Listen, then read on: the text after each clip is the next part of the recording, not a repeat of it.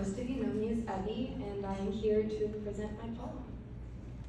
I'm from the French and Spanish colonization of Latino America, from the Yaqui tribe of Mexico, the Andes Mountains, the beautiful architectural masterpieces of Machu Picchu created by my Incan ancestors, the humid, joyful island of Cuba, where people dance and sing because it is all they have to keep spirit alive, the forgotten corner of Baracoa, where the Spanish colonizers landed and wiped out the Taino people, introducing early slavery into the Caribbean.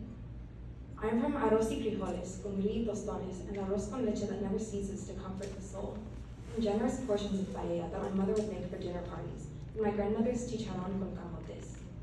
Ceviche that still tasted amazing, despite my dislike for seafood, and lomo saltado that welcomed me after every long road trip to see mi abuelita. I am from salsa y reggaeton, the music created in the Caribbean, the music that brought life to every family gathering I can remember. Music that makes me want to dance, though I have no clue how to move without tripping over my feet. The music I discovered through friendships that have become my inspiration and joy. Music that challenges me to learn, to adapt to new languages and cultures, and continuously teaches me what it is to have community. I'm from soccer scrimmages on Saturday mornings, my skin boiling under the ruthless sun, a warm wind carrying the scent of oranges that I would scurry in line for at halftime. A love for a sport that was inherited from my father, though I haven't played it in years.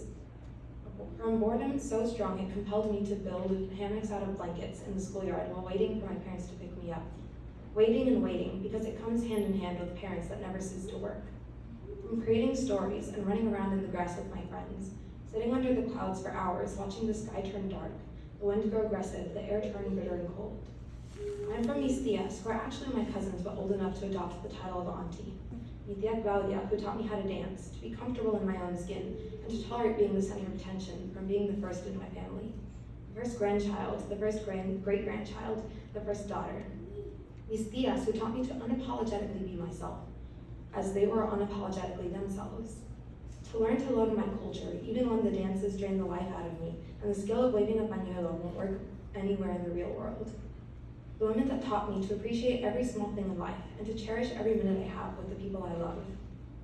I'm from Sana Sana Curita de Rana, the promise that si no sana hoy, sana mañana.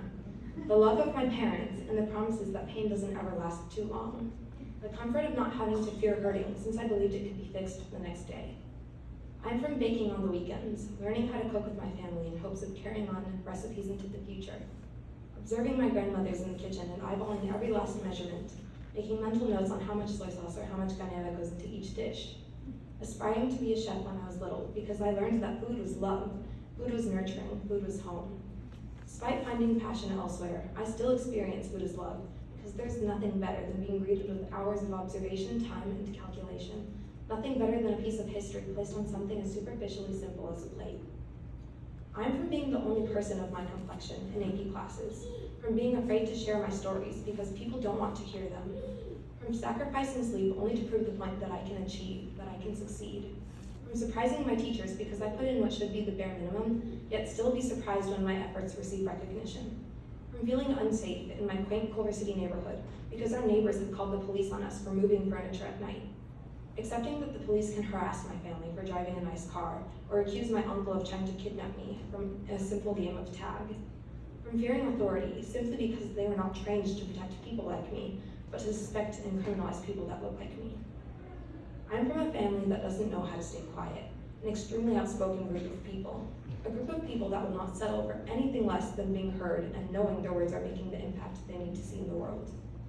I want to see this assuredness and courage in every person of color, in every woman of color, in every person who is rejected and discriminated against because of their identity. I wish to see people encouraged and empowered to demand their needs without having to feel afraid of using their voices. And I hope that this can be the first step in contributing to bringing people about this assuredness and change in the people around me.